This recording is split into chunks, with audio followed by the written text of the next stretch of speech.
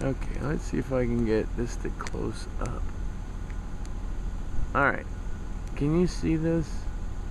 Is this a good shot of the,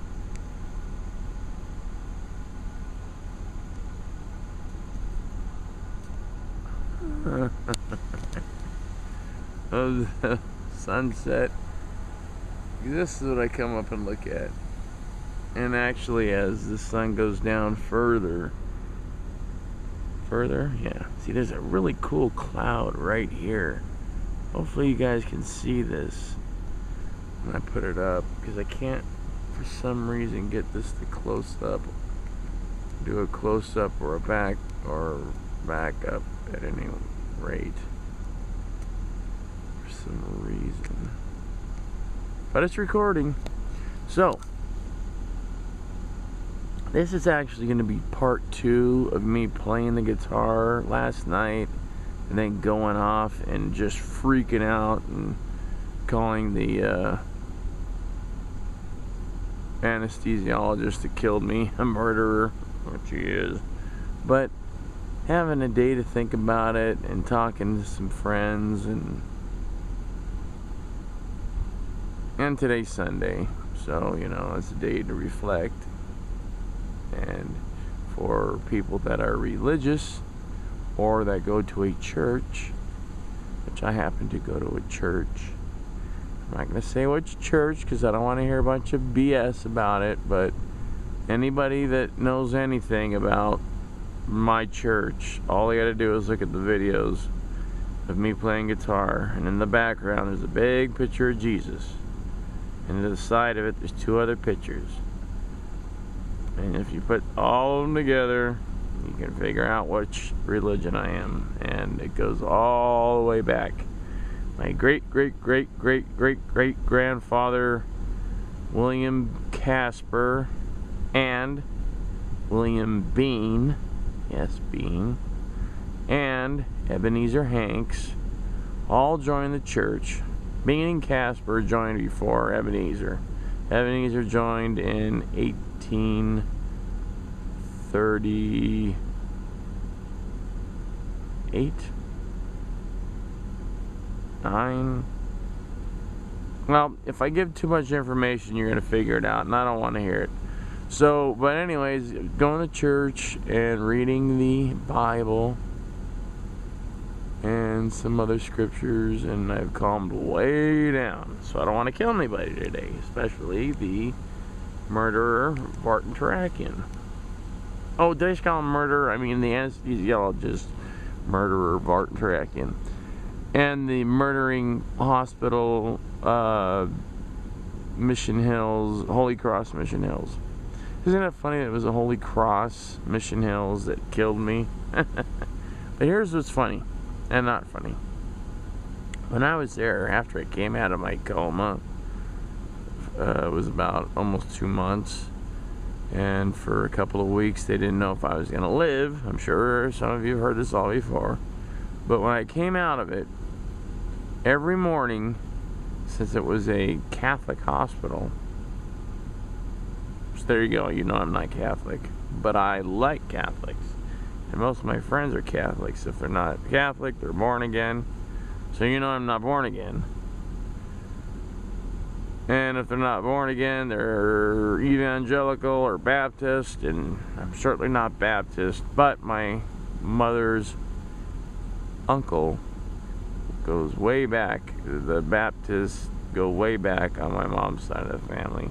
And her uncle was a Baptist minister. In fact, he just passed away at the age of 94.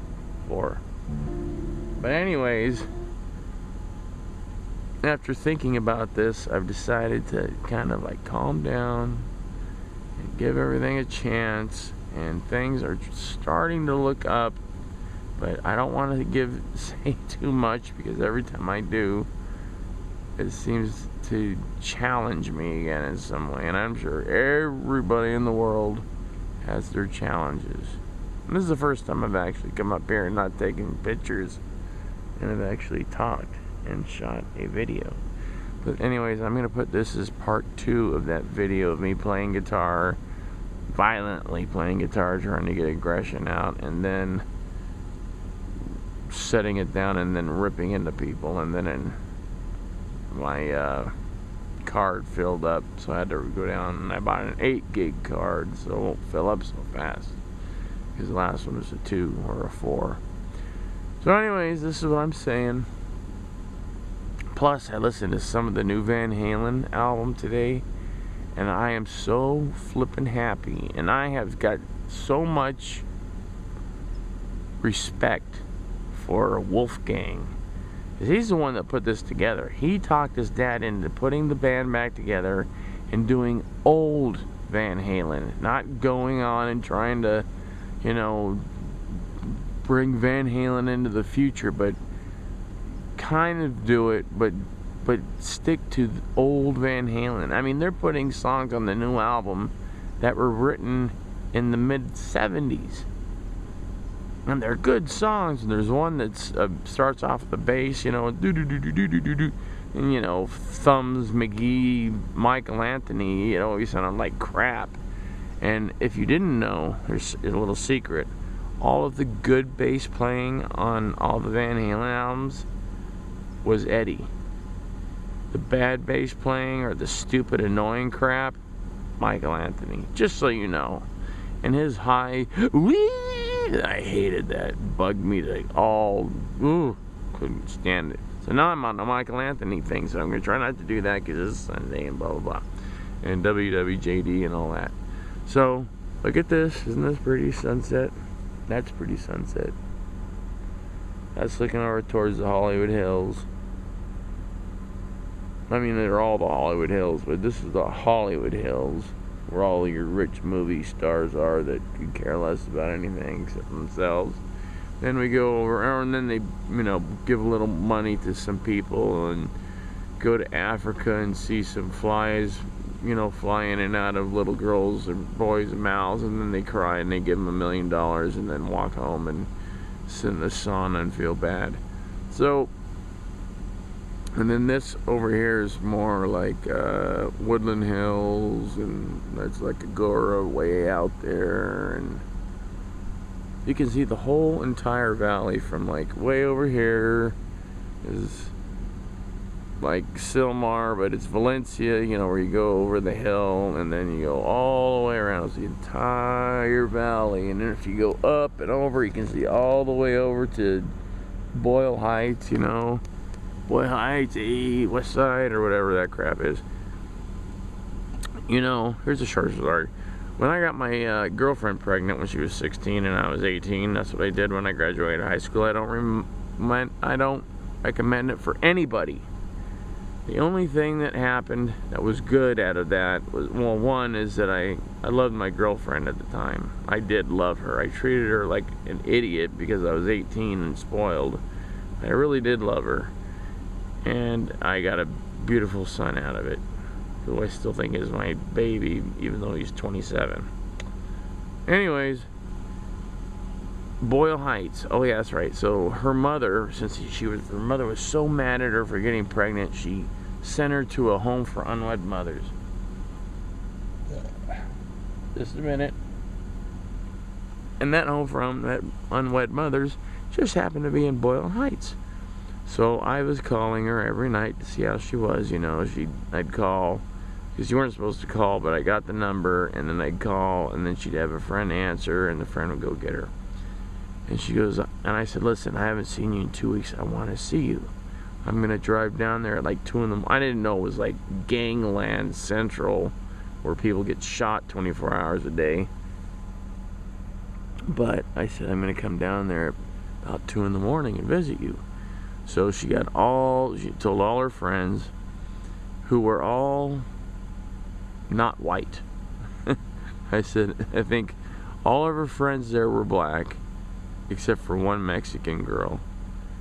And all of them pregnant, and all of them young, and pregnant. It was I wanted to take them all with me. But anyways, they were leading me down the hall to see her, go to her room. And a rat ran by right in front of me.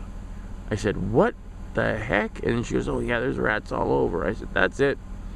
I said, her name. Well, her name is, I call her Margie, but she goes by something else. I said, you're not staying here for nothing another night. No way, no how. I don't care if I get, charged with kidnapping. You are out of here tonight.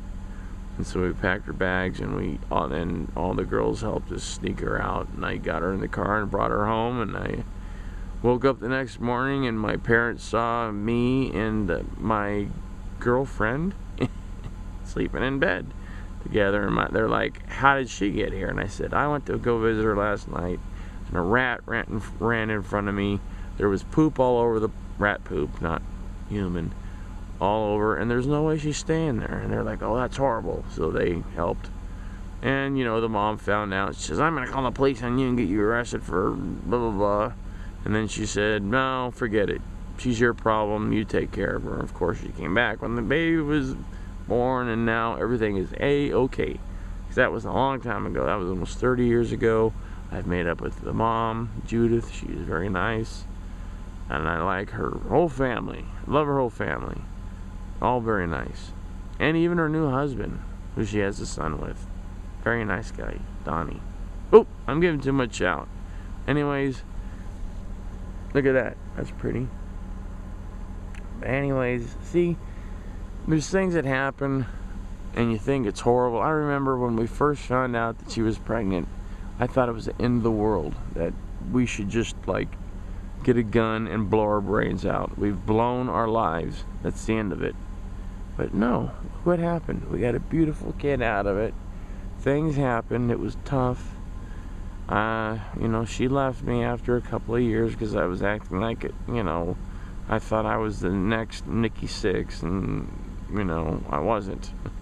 I was the next, let me see, I'm trying to think of a failed rock star, but if you're a failed rock star, you wouldn't know him. How about this? How about a Axl Rose that never quite made it? Axl Rose should have never made it. He was a punk.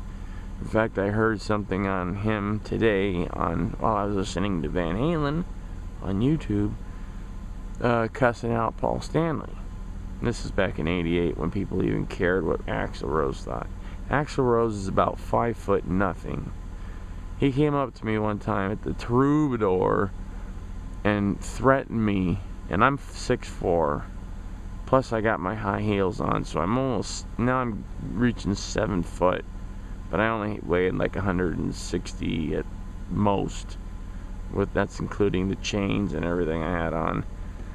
And he claims that I'm trying to pick up on his girlfriend. All I'm there is to see LA Guns, because his buddy Tracy Guns was in it again, and that singer, whatever his last name was Black.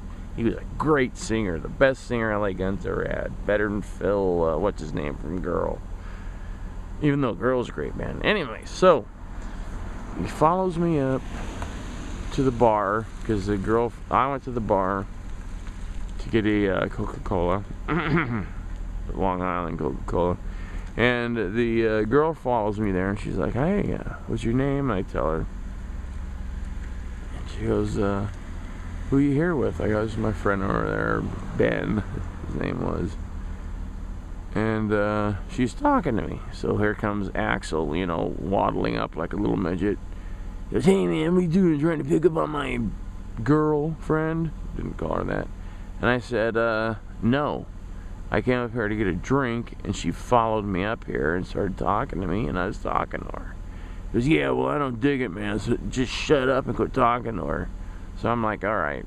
I either ignore the little midget and walk away, and this is just, the rumor was that they had just recorded an album, and it was going to be released in 2 or 3 months. And I think they'd released that EP that they recorded at the Cat House or something. So, I don't know, whatever. So long ago. So I'm thinking, this guy's a punk. So he's looking right at me, and I want a drink, I'm thirsty. So I just said, okay, I'm gonna punch him as hard as I can, right in the mouth. If he doesn't go down, I'm gonna have to wobble out of there as fast as I can on my heels. Or fight this guy right next to the bar, which is going to be ugly because I'm gonna grab the nearest bottle and bash it over his skull if he doesn't do it first. So I hit him right in the face, right in the mouth, and he went down, plump. And then his girlfriend still wanted to go home with me. I said, no, I'm leaving. You make sure he comes too. So, you know, they got him to come too. And actually, I didn't leave. I went over, I finished watching the last 3 songs of LA Guns. He was out. And then when he started to come to, LA Guns was done and we left. And then that was in 1986, I think. So now 1989, I'm at the Cat House. He's at the Cat House, running around with his gay little friend Ricky Rockman, who I think is a moocher scumbag, but he's also a talker, and he's a little Gene Simmons, kind of, because he's not as successful as Gene, but he seems to get those jobs. Here's more of the sunset. I don't want you guys to get too bored of my yapping. But, you know, the Hollywood stores are coming out. Might as well get them out. So, I go up to, I'm with a girl. And she is, woof. She is really hot. Not like woof, like a dog. Like, woof. She is beautiful. So, she goes, oh, there's Axl Rose. I'm like, oh, I'm going to throw up on his friggin' forehead. She goes, oh, do you know him? I go, oh, I've met him. And she goes, can you introduce me? And I'm like, oh, man, this is bad. I go, sure. Why not? So we go up, we follow him. He's running around like a madman. He's obviously on something. And it turned out he was doing coke all night, trying to keep awake because he'd been drinking all night. And it was about 11:30 Friday night, Saturday night, something like that. So anyways, we go back, we go up the stairs to the little DJ type booth where they were spinning their tunes. Yes, they were doing that way back in 1989 at the Cat House in between bands. And the girl's like really excited to meet Axl. So Axl has got his back to me, talking to somebody in the booth. So I tapped him on the shoulder. I go, this is either going to be so ugly and embarrassing, or he won't remember me and he'll just play it off, or he'll ignore me. And then I'll be a dick again because I don't like that, and I'll punch him in the mouth again. But this time I'll get 10 guys on me because he had one of his big bodyguards there. A big black guy. That's what I always found so funny. Is he had that song and he said the N-word, but his big buddy blackguard was always with him. He wasn't a racist. He was just a stupid Midwest ignorant trailer trash scum who happened to make it big. I mean, he was an idiot. He came out here, he was dumber than a rock. The only reason they started to make it big is because Tracy Guns was an amazing guitar player and people knew it. I mean, the rest of the band were just on drugs, drunk, and stupid. And Tracy sounded great. I mean, he could pull off Eruption, Randy Rhoads solo, anybody, and he was my age. He was the same age as me and my bass player Tony, and they went to school together. So that means when I saw him at the country club before Slash, the smelly scumbag that would always be sleeping under the bus stop in front of the bank on Sunset, it would be 1985. So we're there, and we're talking to somebody about signing a contract, and they hadn't even heard our music. They just like our image. This was total image stuff. So I'm sitting there watching, you know, the worst band in the world. So the band goes in to the restroom at the country club to talk business and to check out some stuff that my friend Tony brought. And I'm thinking, these guys suck. They'll never make it. And then the next thing I know, 85 to 87, well, that's pretty quick. They're releasing one of the biggest albums, and which was actually, they were trying to be glam as they could, but they were also trying to be Hanoi, because he's going, we just do our own thing, man. We don't copy anybody, blah, blah, blah. Bull crap. They copied everybody. They wanted to be Hanoi Rock so bad they couldn't stand it. But Axl could never be as beautiful as Michael Monroe. Maybe now, because Michael Monroe looks like crap. But back then, you couldn't tell him apart from Marilyn Monroe. So, whatever. Axl's full of crap. I don't know what I'm saying now. I'm just rambling on. Oh yeah. So, anyways. Oh. That's it. So I touch Axl on the shoulder to introduce him, sorry about this, to the girl. He turns around. I said, Axl, you might not remember this. A few years ago, you thought I was picking up on your girlfriend when we were at the Troubadour. And you followed me up to the bar, and you accused me of talking to your girlfriend. I said I was not talking to your girlfriend. She followed me. I'm not trying to pick up on her, dude. It's cool. And then you were mad and blah, blah, blah. And I said that blah, blah, blah. I didn't say, and then I punched you in the mouth and you went down and you were out for the last 3 songs of the set. I didn't say that. And so he's looking at me like I've got a moon monster attached to my forehead. So I go, Is it cool? And I just want to introduce you to a friend of mine. And he's looking at me, and he falls right back, flat back onto his back. Boom! He's drunk. He's out. And I'm like, wow, got out of that one. And she's like, oh, he's drunk and all. And I go, yeah, he's a jerk.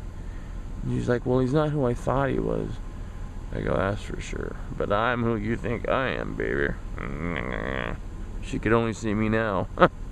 So there you go. There's a story for you. That only took 20-something minutes, 22 minutes, 30 seconds. But there's still a nice sunset.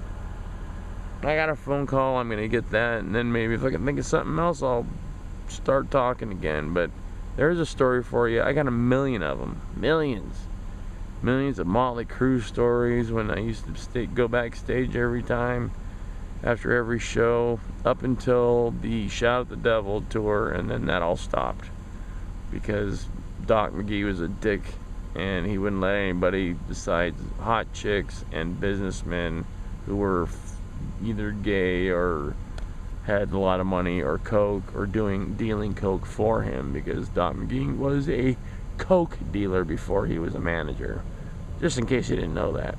And now he works for Kiss. Gene Simmons, the guy who's so against drugs and all that crap, yet he's got a manager who used to deal cocaine. Whatever. With Motley Crue it fit. With Kiss, it don't fit so well. So Gene, it's 62, give it up.